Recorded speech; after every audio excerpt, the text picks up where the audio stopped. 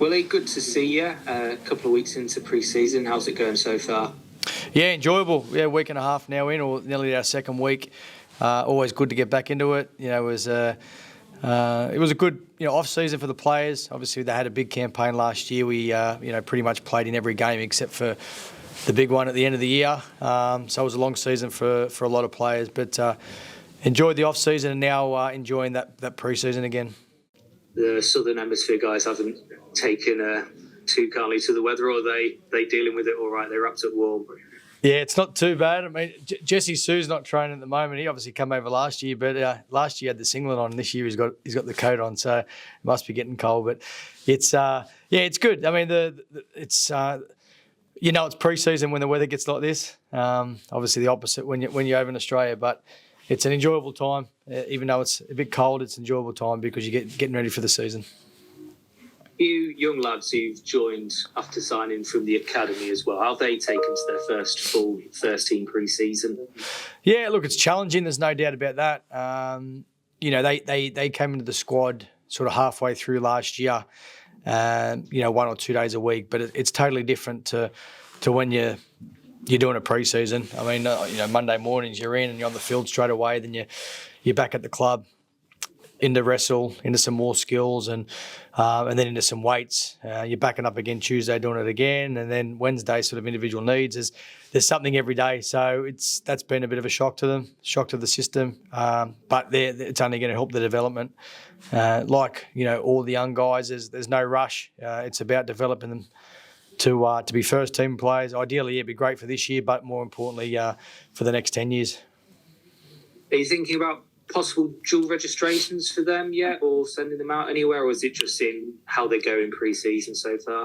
Yeah, so we've got a relationship with Featherston, so we'll look at that obviously when the friendlies come, and then we start playing. So I like the squad to stay with us. If we are looking for players to go on loan, I prefer and want them to have a pre-season with us. Obviously, develop within our system, and then also help with with opposed and basically the main objective is they can develop with at Hull KR. So, but certainly when we start friendlies and we start to play, then we'll look at ways to get players game time and develop them through that. A couple of changes off the field as well. How's Danny Ward's new assistant coach come into the club? What's he brought? Yeah, he settled in well. Obviously, experienced coach. He's been a head coach, previously, and really helpful for me in that aspect. Being able to lean on him, in certain areas of his experiences. Great fella, detailed coach, and he's enjoying his time here. Sean Kenny Dow stepping off field his first pre-season, not doing all the bleep tests and everything. How's he dealing with the role on the sidelines? Yeah, he actually jumped in today. We'll shorter numbers, and he looked sharp, the big fella. So he said maybe have another look at him in January and then see how he's tracking. But no, he's been exceptional. He actually came back into the academy like we had 7 weeks off, and Skids was entitled to that whole time. He was back after, say, 4 weeks, I think it was, helping the academy. We've got Reece Lovegrove there, who's going to be a great inclusion to our coaching staff in the academy system. But Skids wanted to dive in, and now we're full-time. So his role is with us. So he's with us full-time, and then he helps the academy twice a week with a vertical alignment of how we want to play through our club. But really impressed with him. Again, detailed in what he's doing and helping David Hodgson with some edge stuff with our attack as well. You've talked about possibly bringing in a kicking coach as well and having a look over who takes over the primary kicking responsibility this season. Have you made any progress on that? Is that something you're still looking at all? Yeah, we have. We've brought in Joe Ford, who actually Doncaster coach in rugby union, and he's done a bit of homework and research on him, and good guy. Obviously comes from a family. His dad's a very successful coach, and he's been great. So he's only done the one kicking session with us at the moment, but certainly there's an area that we need to work on, and that's why we've outsourced and brought him in. And is the plan still to name captain in the new year? Is that still the schedule for it? Yeah, we're not too sure when we'll name that. I'm just keeping an eye on things and just seeing how our leaders are going and what they do at training. It's the most important thing for whoever that person is lead through their actions. So I'm just watching and just keeping an eye on things at the moment. But we'll certainly name our captain over the next sort of couple of months or month. So you got Sheffield and Leeds pre-season in January and the start of February. What would be you looking at for those games? Is there anything in specific you'll be trying to work on in those? Oh, look, yeah, friendlies to me. I mean, I know when you play, you always want to, you always go out to want to win rugby games. But for me, it's just about working on or put into place what we've worked on for the last sort of 3 months. It'll be or 2 months. We've had a shorter pre-season, but that first game we'll look to go in with more youth, and the guys that we want to develop in that first game. We'll have a little sprinkle of some older guys, and then the second game we'll look at preparing for that first FC game. So, friendlies to me, I mean, you need to have them, but the main objective is working towards round one. You've talked a bit as well in the build of this pre-season about making sure that players are familiar with different roles. So Niall's comfortable playing on the wing and fullback, and Peters comfortable dropping in at centre. Is that something you're particularly keen to work on, having that flexibility within the squad this year? Yeah, definitely. Like today, for example, Petter started at one, and then we moved Niall there.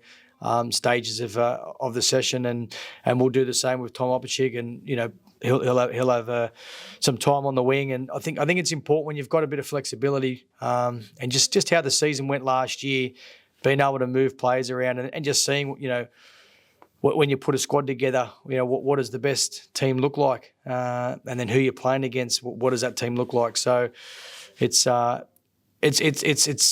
good to have that flexibility, and I think it'll help us going forward. There's no doubt about that. Niall Evans he's a fullback. I understand that. Before he's a winger, but we did sign Petter as a fullback, and I wanted to get Niall in the squad as well. I think he's a very good player. So he'll spend time at fullback at some stage, whether that's throughout games, a game, or whether he plays full games there. But he'll definitely play there at some stage.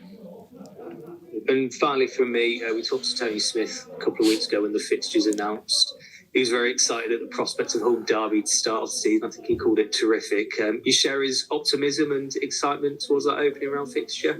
Yeah, absolutely. There's no better way to kick off the season. It's an honour, to be honest. It's to be able to, for the players to be able to kick the Super League season off for 24 against our rivals, at their home ground. It's going to be pumping that night, and we're really looking forward to it. And as I said, it's our pre-season is built around getting ready for round one. It's not for what we do in the friendlies, and always looking forward to the derby games. And it's going to be a special occasion, for Super League and for the two teams in the city.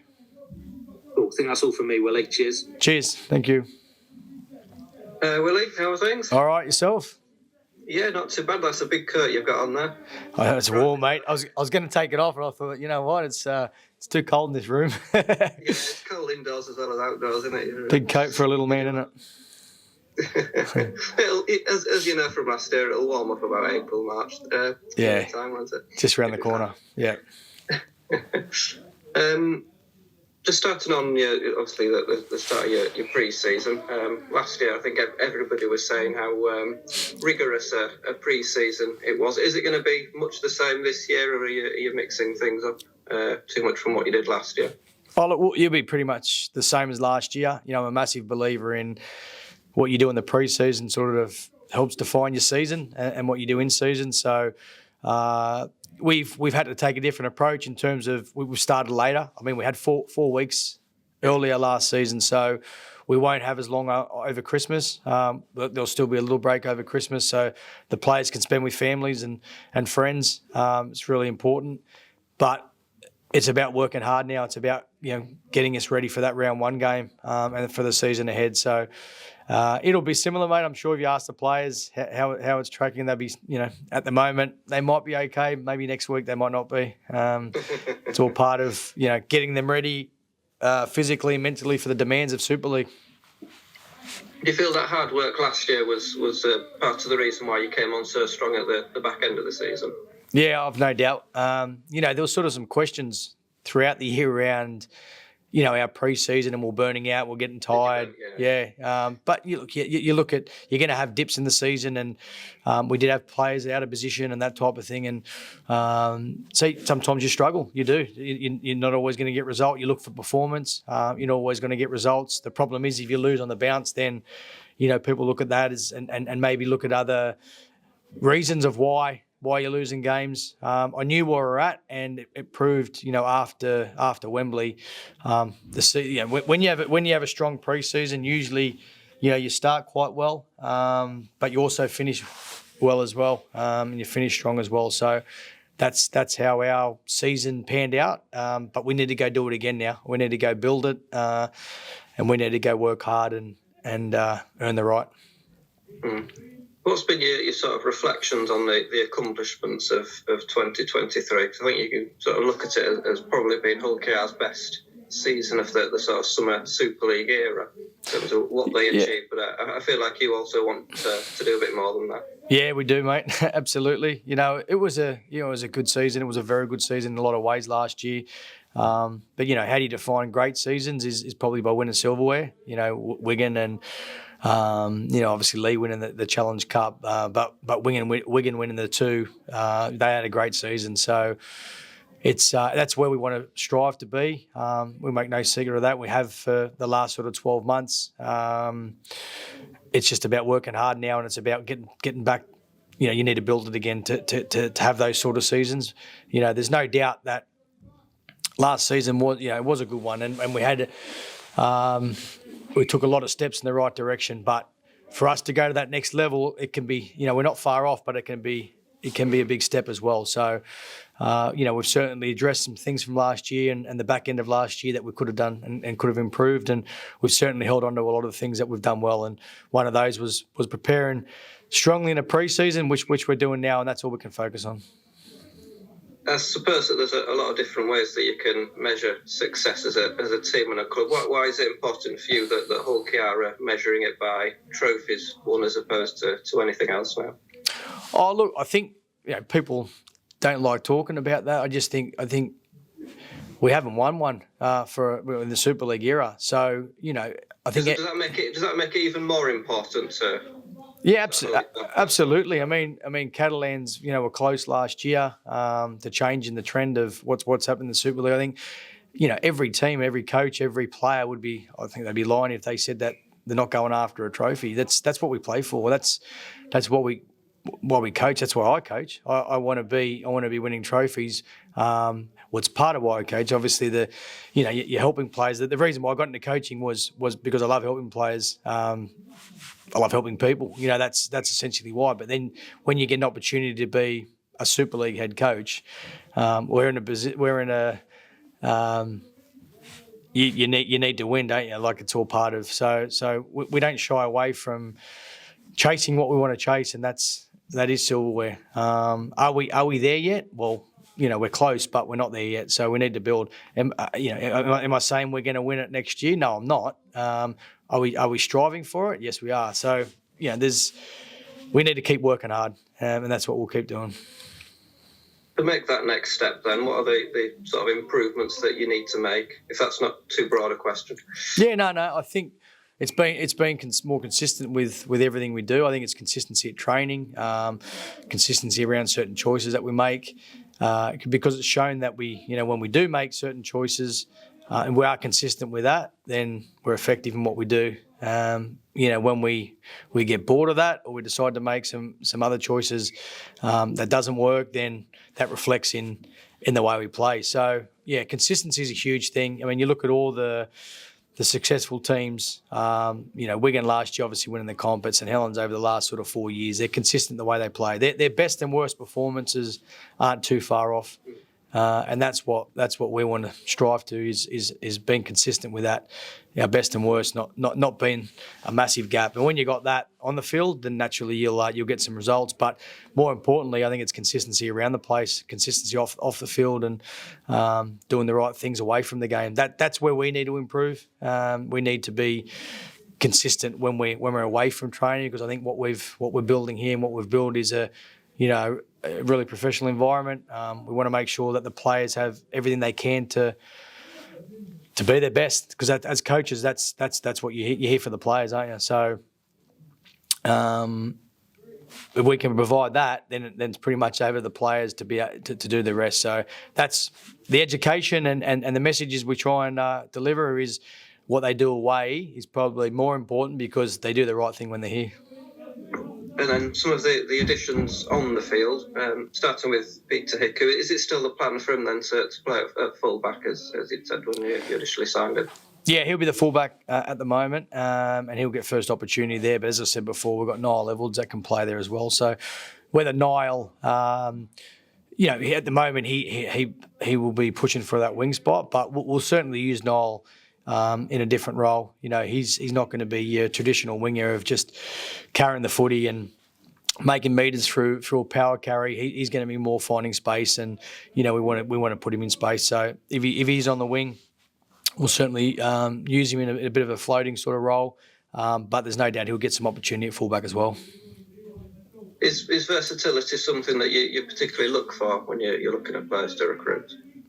Yeah, I do. I think, you need out and out sort of, say, props or, certain positions. But certainly, I think with the smaller squads, and you do need to have that versatility. If players aren't ready, youth, younger guys aren't ready to step up, then you can move sort of people around than throwing someone in the deep end and putting them in before they're ready. So, I think it's important. I think it's important for most teams to have a few players that are versatile, that can play certain positions, and we'll have a look at that this year.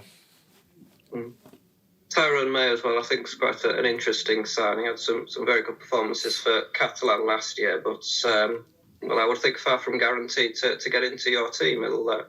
It's an interesting conundrum, I guess, that you've got there in terms of how you use the players that you've got in those positions. Yeah, it is. It's a headache that you want as a coach, but certainly players will dictate and tell us who needs to be in that team for round one by the way they train. So Tyrone's heading over on Monday, and he'll be with the squad he's heading over on the weekend. He'll be with the squad on Monday. But look, he only had to look at the season that he had at Catalans, and there's no doubt he was one of the dominant halves in the competition. He's a big body, and even in the grand final, he probably looked the most likely, I thought, in Catalans, and he's going to be he's going to be a great addition to our club. Mm-hmm. Just staying in the halves, not a new signing, but although you've got into a new contract recently, just how pleased were you to see Mikey doing as well as he did? Yeah, over the moon for him.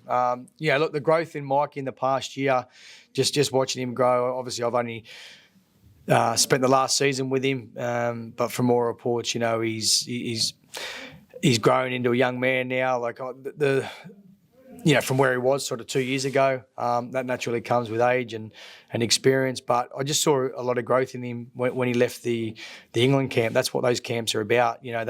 Players go in there, as sometimes as boys, and they come out as young men. And I reckon that's Mikey. He was around guys like Tom Burgess and Mike McMeekin and players like that, some of the bigger, the more alpha sort of players in alpha males in that team. And there's no doubt, I can see a lot of growth in him. He's spent some time in camp with Sean Wayne, who obviously a very successful coach and direct and honest and that type of thing. I think it's helping Mikey in terms of coming back to us. There's no doubt about that. So I hope he keeps getting picked, because we're going to have a better player in the future, and obviously it's great for him and great for England. Yeah.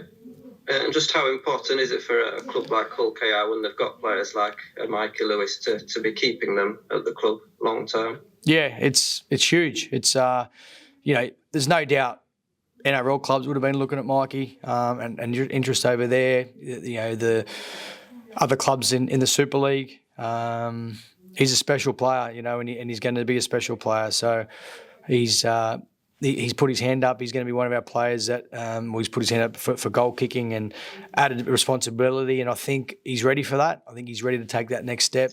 Was it Joe Ford, you said, who'd come in to sort of help with kicking? Was it Mike that you had in mind with that? Because, of course, Wigan did something similar with Harry Smith last year, didn't they?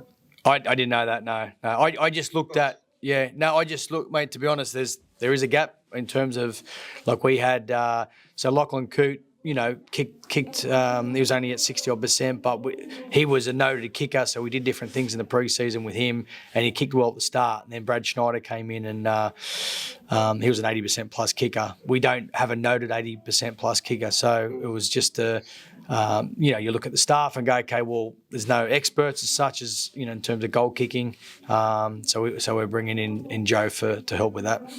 No, that's interesting. Yeah, we're going to have Paul Grayson is called. Did some kicking with Harry Smith, and then in the play. Well, you'll know in the playoffs they kicked a lot of goals, obviously. Oh, mate, the difference, absolutely. The difference that like we played him here, and he only just missed the sideline, but you could see that he was improving over the year. But even his general play kicking, Harry's exceptional. So it certainly helps. There's no doubt about that. Mm. Just on another couple of your new signings, Oliver Gildart obviously got a job on his hands to replace a player of Sean Kenny Dowell's class and what he's done for you over the years. But I mean, how well equipped do you think he'll be to take on that difficult task? Yeah, look, I mean, Ollie. We don't want to be comparing to Sean. Two different players. One's a powerful player, one's taller, he's bigger, and the other one's faster. That's the reality. So we need to create more space for Ollie and get him in some space where Sean probably created that himself. With his power and his bumpers and finding the floor. So they're two different players. But I think. I know he's going to be a great addition to us once he settles properly. We just need to get him in space because there's not many centres in the game that have got feet and as quick as him. So there's no doubt, on that left side there with Ryan Hall, that Ryan will get a few tries from Ollie setting him up. And then the two forwards that you signed from Wakefield and Jay and Kaleppi, I know you had to move a few pieces around to sort of get them signed up. Why was it so important to bring those guys in, and both on long-term deals, I think, as well? Yeah, so with Kaleppi, that came up due to Kane. So Kane ended up, when we did our review, announced his retirement or said that he was, wanted to retire. Which I think was selfless and, just speaks volumes of Kane because he could have just stayed and, keep getting paid as a player and then tell us halfway through next year. But he made the decision. His family, they've actually gone back to Australia. It was, we had him in yesterday. It was a obviously sad time, but he'll leave a lasting legacy at this club in what he's done. So that gave Kaleppi an opportunity. To be honest, when you look at our squad, once Kane left, I thought, okay, well, where's a little gap again? And it's probably our leg speed in our back row. And who's the player that can bring that? Then was Kaleppi. So then we spoke to Kaleppi and made it work. Jai was a sought after prop, in the comp. I just didn't think we had a prop that can stay on the field and do longer minutes. And Jai does that. So out of all our props, yes, they can do the minutes, but it's the effort that we want them to, and the speed that we want them to do it at. We don't have that sort of player with that engine. So Jai will definitely bring that, and I'm excited to see what he can bring. He'll fit into the way we play, that's for sure. Mm-hmm. You mentioned that you've obviously got a decision to make in terms of the captaincy. You've lost quite a bit of experience over the last 12 months in the team. Do you feel that you've got enough of those sort of leadership qualities now in some of the other players who seem to be emerging into leaders? Yeah, I do. So James Batchelor's in our leadership group, so he's been brought in, and Batch is the type of player that leads through his actions. He's well liked amongst the group and respected. And then obviously Ryan Hall, who's done it all, experienced, seen it all, and then Elliot Minchella as well. So we've got three good leaders there now, or very good leaders, and now it's just about working on some emerging leaders. So, we'd like to think that and promote that everyone's a leader in the group. But certainly you're going to have guys that will speak up more than others and have probably more input to the group than others. But we like to promote everyone being able to have a voice. And last but not least, after the season finished, Hull Cow were awarded a grade A for 2024.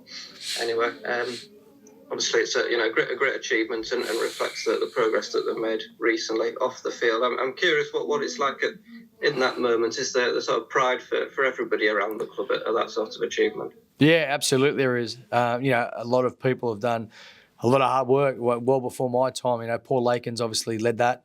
We've got a board, a very, very successful board in place. Obviously, we had Neil as our owner for a long time, but Paul's sort of led the off-field, I suppose, culture standards and the way we do our business off the field. And then, we're getting there, on the field. And I was fortunate enough to come in last year and there's a team there that I knew that we could do something and, we could achieve what we achieved. We certainly weren't going to say we're going to win this and win that and we're going to do the same next year. We're not going to do the same next year.